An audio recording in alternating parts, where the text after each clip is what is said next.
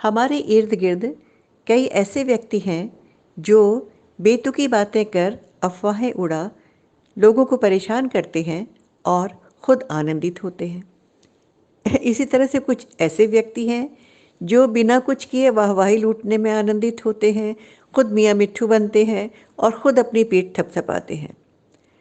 ऐसे चरित्र हैं दो, और उनके कारनामे देखेंगे हम किसमें, अफवाही जी और वाहवाही जी में। साथियों, प्यार, आशीष, नमस्ते और पांव छुआई भी आमने सामने में आप सबकी अगुवाई भी। अरे ऐसा मत कीजिए, बस कीजिए ऐसी आवाजाही भी। और आज की बात सुनिए, बिल्कुल निराली है, जिसकी दे रही हूं मैं गवाही जी, 100% गवाही जी। और किस तरह की बात है भाई? अरे सुनिए तो सही। ये बात है न काम की, न कार्यवाही की, न दवात की, न स्याही की, न रास्ते की, न राही की, न क्रिकेट की, न माही की। फिर किसकी बात है भाई? अरे ये बात है अफवाही की और वाहवाही की, या अफवाही जी और वाहवाही जी, ये कह लीजिए। कौन है ये दोनों पात्र हैं, दोनों खास खास खास चरित्र हैं। जैसा कि नाम से है, अफवाही जी कैसे हैं? उनकी फितरत, उनका शौक, उनकी आदत क्या है? अफवाहें फैलाना और तिल का ताड़ बनाना, राई का पहाड़ बनाना, बात का बतंगड़ बनाना, छोटी सी आग की दहाड़ बना देना और अफवाहों के समुंदर में लोगों को डुबा देना। मनगढ़ंत बातें फैलाने का, बिना बात के बात उपजाकर और उससे आतंक मचाना, परेशान करना, लोगों में भ्रम पैदा करना, ये उनकी फितरत है। इसी में उन्हें खुशी और आनंद मिलता है। और दूसरे कौन? वाहवाही जी। नाम से ये भी स्पष्ट हो रहा है उन्हें क्या पसंद है। लोग उनकी तारीफें करें, उनकी पीठ ठोके, उन्हें शाबाशी दें, उन्हें वाहवाही मिलती रहे। और चाहे उसमें सही बात हो या गलत बात हो या तिल का ताड़ वो भी बनाए, ये नई बात बना के अपने ऊपर सारा दारोमदार डाल दे कि उनकी वजह से सब कुछ हुआ, ताकि दुनिया उनकी तारीफ करते ना थके, उन्हें वाहवाही मिलती रहे। अब इन दोनों में क्या हुआ? दोनों में हो गई दोस्ती। ये कैसी दोस्ती थी? मतलब की दोस्ती, अवसर की दोस्ती और एक दूसरे की सहूलियत की दोस्ती। क्योंकि अफवाही जी का शौक था अफवाह फैलाना, वाहवाही जी का शौक था अपनी तारीफें बटोरना। तो दोनों ने आपस में कर लिया समझौता। अफवाही जी ने सोचा कि अगर उनकी बेसिर पैर की अफवाहों को फैलाने के लिए वाहवाही जी का काम ले लिया जाए, उनकी मदद ले लिया जाए और वो अफवाहों को फैलाएं, तो न तो अफवाही जी बीच में आएंगे, न किसी को पता लगेगा कि इन अफवाहों के असली गुनाहगार कौन है, असली फैलाने वाले कौन है। और सबसे पहले खबर दूर दूर तक पहुंचाने के लिए शाबाशी मिलेगी, लोग उनकी पीठ ठोकेंगे और कहेंगे देखिए आपने समय से पहले हमें चेतावनी दे दी, आप कितने अच्छे हैं। तो दोनों का जो है वो काम चल जाएगा। और इसके अलावा अफवाही जी और क्या चाहते थे? सोशल मीडिया में जाना नहीं चाहते थे। अरे पकड़े जाने का खतरा था ना, और अफवाह फैलाना एक जुर्म होता है। तो उन्होंने सोचा कि अगर मुझे लोग पकड़ ना पाए और मुझे मजा भी मिलता रहे, आनंद भी मिलता रहे, मेरी ये शौक भी पूरा होता रहे, और वाहवाही जी उसके कारक बन जाए, उसका साधन बन जाए और उसका एक आसान सा जरिया बन जाए। हो गई दोनों की दोस्ती पक्की पक्की दोस्ती दोनों में हो गई और उन्होंने एक एक नया नया काम शुरू किया। अब एक दिन का किस्सा सुनिए। अफवाही जी ने वाहवाही जी को बुलाया और उन्हें कहा कि ये सूचना देनी है।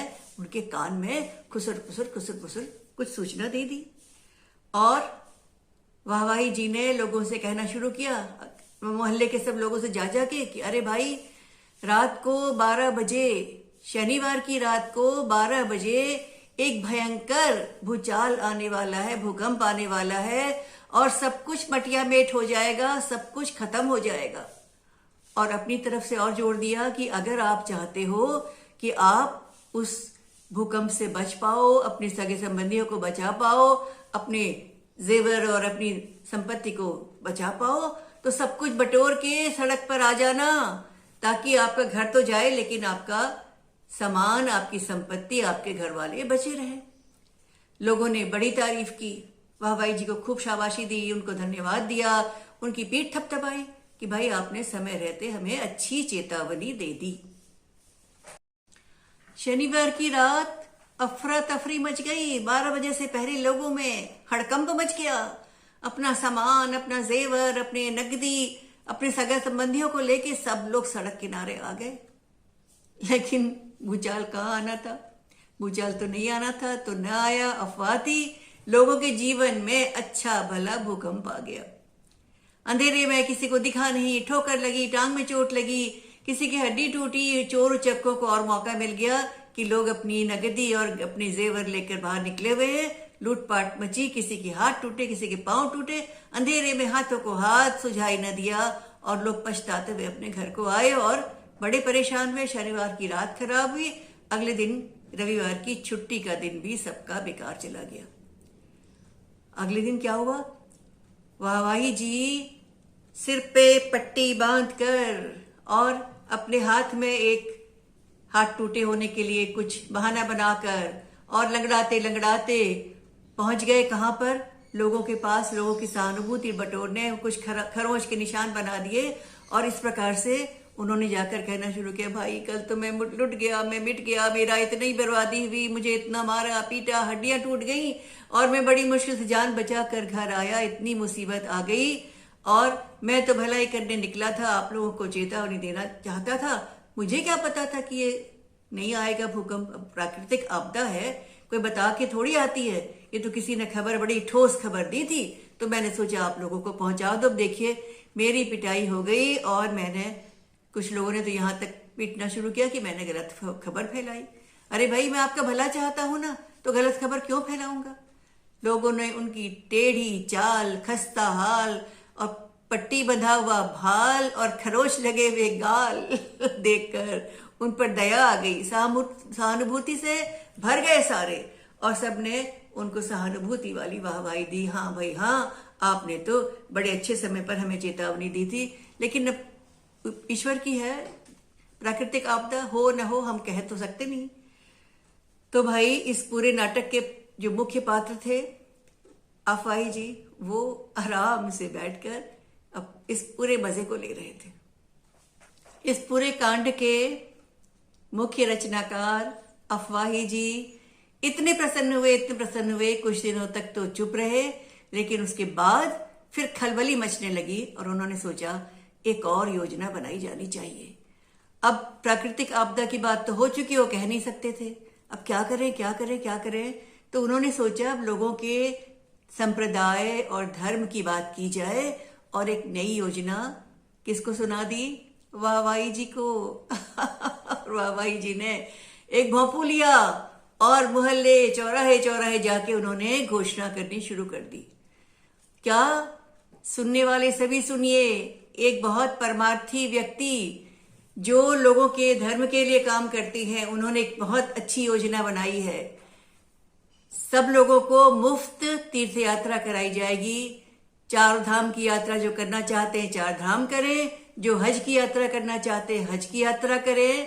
और अमावस्या की सवेरे सवेरे, अमावस्या के सवेरे पौ फटते ही 2 बसें कंपनी बाग के आगे तैयार होंगी और अपने अपने रुचि के अनुसार उन बसों में आप बैठ सकते हैं। एक शर्त है कि जो पहले आएगा वो ही उसमें जगह पाएगा। फर्स्ट कम फर्स्ट सर्व, यानी पहले आओ और पहला पाओ। न कोई जाति, न कोई धर्म, न कोई लिंग, न धन, न किसी प्रकार की कोई उसमें वो नहीं है। सब तरह की लोग जा सकते हैं। सब तरह के लोगों के लिए बस एक ही शर्त है, सबसे पहले आके अपनी जगह ले लेनी है। लोगों को बड़ा अच्छा लगा भाई इस तरह से मुफ्त की तीर्थ यात्रा, किसी ने कहा हज की यात्रा, और लोग बहुत खुश हुए कि अरे वाह, हम तो मुफ्त में यात्रा भी कराएंगे, पुण्य भी कमा लेंगे और न पैसा लगेगा और मजे के मजे हो जाएंगे और धर्म का धर्म हो जाएगा।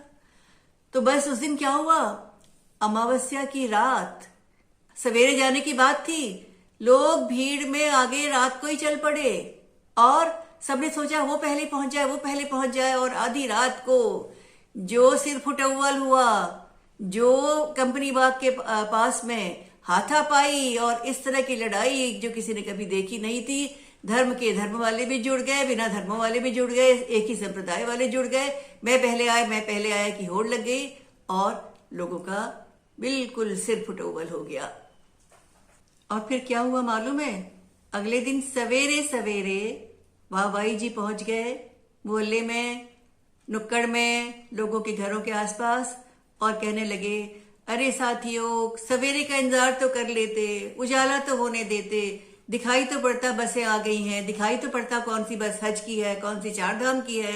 आप अपनी सही सही बसों में बैठकर अपने मुकाम पर तो पहुंचते। आपने तो बेसब्री के कारण, अधीरता के कारण लड़ाइयां शुरू कर दी, और मैं पहले, तू आगे, मैं पीछे, इस तरह की जो बेबात की बात थी उसको शुरू कर दिया। और जो इस पूरे आयोजन के जो मुख्य व्यक्ति थे, जो इस तरह का इंतजाम कर रहे थे, जब उन्हें पता लगा कि इतनी आपाधापी मची है, इतनी लड़ाई हुई है, इतनी तरह की परेशानी हुई है और पुलिस को शायद बुलाने की नौबत भी आ गई हो, तो उन्होंने वहीं से बसों का कार्यक्रम स्थगित कर दिया। अब देखिए ना, आपने खुद अपने पैर पे कुल्हाड़ी मार ली। अच्छी भली तीर्थ यात्रा को जाते और आप लोगों ने अपने आप ही लड़ाई करके, मन मुटाव करके, एक दूसरे के साथ भिड़ के इस पूरे कार्यक्रम को खत्म कर दिया। लोगों ने कहा, हाँ आप ठीक कह रहे हैं वाहवाही जी, आप ठीक कह रहे हैं। हम लोगों ने अपनी अधीरता से, अपनी गलती से, अपने बेसब्री से अपने ही अवसर को खो दिया है। अब दोनों खुश थे। वाहवाही जी तो खुश थे ही थे, क्योंकि लोग उनकी सहानुभूति देते थे, उनकी हाँ में हाँ मिलाते थे। और अफवाही जी तो बिल्कुल फूल कर गदगद क्योंकि उनकी सारी योजनाएं सफल होती जा रही थी। अब कुछ दिन तक तो उन्होंने और कुछ स्थिति का जायजा लिया और सोचा अब क्या करें। अब तो भाई समुद्री चक्रवात की बात भी नहीं कह सकते, कभी उसकी बात कहते थे, कभी कुछ और बात कहते थे, कभी आंधी आने की बात कहते थे, कभी बड़ी महामारी की अफवाह फैला देते थे। कुछ कुछ करते करते इस तरह से दिन बीतते थे। और जो हमारे वाहवाही जी हैं, अगले दिन जाके लोगों को तसल्ली देते, तसल्ली की रेवड़ियां बांटते रहते और अपनी तरफ लोगों का रुझान करते रहते, और वो भी वाहवाही पाते, वो भी अपनी खुशी मनाते। और अफवाही जी तो फूल कर एकदम कुप्पा हो गए थे। मोहल्ले के कुछ बुद्धिमान, पैनी नजर वाले जो बच्चे, जरा कुछ बड़ी उम्र के थे, किशोर बच्चे थे, उन्होंने जरूर सोचा, वो सोचने लगे, उनकी एक सभा हुई और उन्होंने सोचा दाल में काला है, जरूर कहीं ना कहीं कुछ गड़बड़ है। कोई सोची समझी साजिश के तहत, सोची समझी योजना के तहत इस पूरे काम को अंजाम दे रहा है, जिसका मकसद लोगों में दहशत फैलाना है, लोगों को परेशान करना है, लोगों को भयग्रस्त करना है, डराना है। पता तो लगाना पड़ेगा। और अगर हम वाहवाही जी को पकड़ते हैं तो वाहवाही जी तो भाई कठपुतली मात्र हैं, उस मुख्य जो योजना बनाने वाला है, जो उसका दिमाग चल रहा है, उसकी तो बात को ये पूरा करते हैं। तो इनको पकड़ के, इनसे उगलवा के न ये बात उगलेंगे, न बात स्पष्ट होगी कि असली गुनाहगार कौन है। तो उसके बाद क्या हुआ कि लोगों ने आपस में योजना बनाई और उन्होंने कुछ निश्चित किया। इधर अब अगली योजना शुरू करनी थी। किसको? अफवाही जी को। और उन्होंने फिर क्या कहा? उन्होंने आकर कहा वाहवाही जी से कि अब आप इस घोषणा को लोगों में फैला दो। लेकिन इस बार उन्होंने अमावस्या का नाम नहीं लिया। अरे सतर्क थे ना, दिमाग था। तो उन्होंने क्या कहलवाया कि इस बार पूर्णमासी की अगली रात, पूर्णमासी की अगली रात सारे मोहल्ले के लोग, समाज के सारे लोग एकदम सतर्क रहें। उग्रवादियों द्वारा बम फेंके जाने का खतरा है और ये बम हवाई जहाजों द्वारा भी फेंका जा सकता है। इसलिए रात भर सब लोग बिल्कुल अंधेरे में बैठें, कोई रोशनी न करें। कहीं की रोशनी होगी तो उसमें जगह में बम गिरने की आशंका हो सकती है।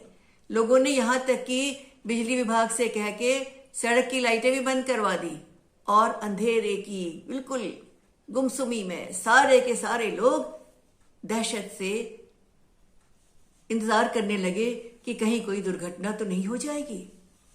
लोग घर के अंधेरों में डुबके हुए, डरे हुए, भयभीत से कांप रहे थे और अफवाही जी खुश होकर इस नई परिस्थिति को भाप रहे थे। और वाहवाही जी उधर वो अगले दिन क्या बहाना बनाना पड़ेगा ये सोच के खुद को ही आंक रहे थे। इस दस्ते ने, बच्चों के किशोर दल ने क्या देखा कि वाहवाही जी के घर में रोशनी है, वो आराम से बैठकर टीवी देख रहे हैं और बाकी पूरा मोहल्ला अंधेरे में डूबा हुआ है। और तभी क्या हुआ,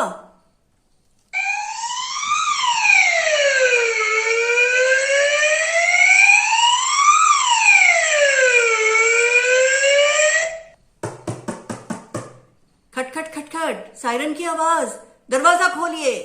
एक जोर की रौबदारी आवाज आई और डर के वाहवाही जी ने दरवाजा खोला तो सामने बम निरोधक दस्ता खड़ा था, यानी बम को खत्म करने वाला दस्ता। और उन्होंने क्या कहा, अरे पूरे मोहल्ले में अंधेरा है और आपने रोशनी जलाई है, हम इस डर से, इस आशंका से कि कहीं आपके घर में बमबारी ना हो जाए, हम यहाँ पर आ गए और हम आपको रोकने के लिए, आपकी सुरक्षा के लिए आए हैं। और पीछे पीछे पुलिस भी आ रही है। और ये सुनते ही वाहवाही जी की तो सिट्टी पिट्टी गुम हो गई। बगले झांकने लगे, हकलाने लगे। पुलिस का नाम सुनकर तो उनकी पूरी अकड़ और हवा फिस से निकल गई। नहीं नहीं, यहाँ तो बम नहीं गिरने वाला, यहाँ तो मैं तो लोगों की भलाई के लिए चेतावनी देने गया था। पर इस तरह से जो हकलाने लगे तो जो रौब वाली आवाज थी, जो एक मजबूत और गंभीर आवाज थी और बहुत बहुत बहुत तेज आवाज थी, उसने कहा कि खुद रोशनी करके लोगों की लाचारी का फायदा उठा रहे हो और चोर उच्चकों को भी तुम एक संकेत दे रहे हो कि जाओ भैया, सब लोग घर में चुपचाप बैठे, अंधेरा है, जाओ जाके सेंध मारो, डकैती करो, जो मर्जी चोरी करो और अपनी मौज बनाओ। और खुद को तो कोई खतरा था नहीं क्योंकि आपने खुद ने अफवाह फैलाई थी, इसलिए आप चुपचाप से चैन की बंसी बजा रहे थे। तो ये अफवाह किसने फैलाई थी? किसने पूछा? उसी रौबदार गंभीर आवाज ने पूछा और धमकाते हुए पूछा। इस बार तो वाहवाही जी को काटो तो खून नहीं, हकलाने लगे, बरगलाने लगे और कुछ बोलने लगे। मैंने नहीं फैलाई थी, मैं तो बस लोगों को सावधान करने गया था। तो किसकी ये खुराफात थी? किसकी खुराफात थी? और आपका पर्दाफाश हो जाएगा अभी, आप बताइए, नहीं तो आपका सत्यानाश होगा और आपका सर्वनाश होगा। अब तो भय के मारे, डर के मारे वाहवाही जी ने उनको काटो तो खून नहीं, उन्होंने मुख्य अपराधी के रूप में किसका नाम बता दिया? अफवाही जी का नाम बता दिया। अफवाही जी और वाहवाही जी की जो मिट्टी पलीत हुई, उनके ऊपर जो लानत लगी, उन्हें जो अपमान झेलना पड़ा, पुलिस भी उनको पकड़ कर ले गई, वो सब तो अलग बात है। लेकिन मोहल्ले वालों ने उनका मुंह काला करके उन्हें गधे की सवारी जरूर कराई और उसके बाद उन्हें जूतों का हार भी पहनाया गया और लोगों ने उन्हें की खूब थू की, खूब उनकी भर्त्सना की। आपको पता है ये सारा कुछ कैसे हुआ था? वो बम निरोधक दस्ता कहां से आ गया था और ये सारी कार्रवाई के असली मुजरिम तक पहुंचने की योजना क्या थी? अरे वही अपने बच्चों का, उत्साही बच्चों का दल था जिन्होंने इस पूरी योजना में अपने एक शिक्षक को लिया, क्योंकि बच्चों की आवाज इतनी रौबदार नहीं थी और शिक्षकों को तो पढ़ाने की और जोर से बोलने की भी आदत होती है। और एक उत्साही युवा शिक्षक को उन्होंने अपना राजदार बनाया जो उनकी पूरी बात सुनकर, उनकी बात में तथ्य है सोचकर इस योजना में शामिल होने के लिए तैयार हो गए। और उसके बाद जैसे ही उन्होंने रोशनी देखी वाहवाही जी के घर में, उन्होंने पूरी टीम के साथ धावा बोल दिया।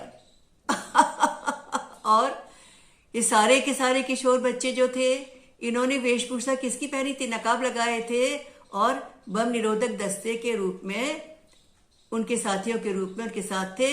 और जो शिक्षक थे वो उनके सबसे मुख्य प्रबंधक कहे या मुख्य अधिकारी के रूप में। अब आप सोच रहे होंगे कि वो सायरन की आवाज कहां से आई? अरे साथियों, उन बच्चों में से किसी एक बच्चे ने अपने मोबाइल में सायरन की आवाज रिकॉर्ड कर ली थी ऐसे।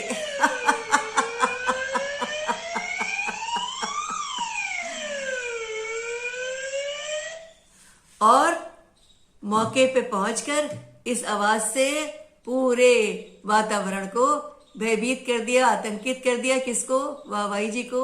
और वाहवाही जी की पोल खुल गई। तो अफवाही जी का हुआ पर्दाफाश, वाहवाही जी का हुआ सत्यानाश, और बच्चों से सबने कहा शाबाश शाबाश शाबाश। तो साथियों, आज की कहानी यहीं पर खत्म होती है। और कहानी से एक चीज तो समझ गए होंगे कि अफवाह फैलाना कितना गलत है, जुर्म है। और अफवाह फैला के लोगों की इतनी लोगों को परेशानियां झेलने पड़ती हैं और इतने नुकसान होते हैं, जान माल का नुकसान होता है, खतरों से सामना करना पड़ता है लोगों को, और लोगों की सुरक्षा जो है वो खतरे में पड़ी रहती है। तो अफवाह तो बिल्कुल फैलाना नहीं है, लेकिन किसी भी अपराधी को ढूंढने के लिए किसका प्रयोग करना चाहिए? बुद्धि का, दिमाग का। और इन सारे युवा बच्चों ने अपने दिमाग का प्रयोग करके इस अपराध को जड़ से पकड़ के उसका सत्यानाश किया और झूठ का पर्दाफाश किया। और उसके बाद उन्होंने पूरी दुनिया में ये बचा दिया, ये दिखा दिया कि बुद्धि जो है वो सबसे बड़ी है। और बुद्धि का प्रयोग करिए, आप भी बुद्धि को पैना बनाइए, निखारिए, और वक्त पर बुद्धि का सही प्रयोग करके परिस्थिति का डट कर सामना करिए, साहस दिखाइए और खुशियां पाइए। नमस्कार।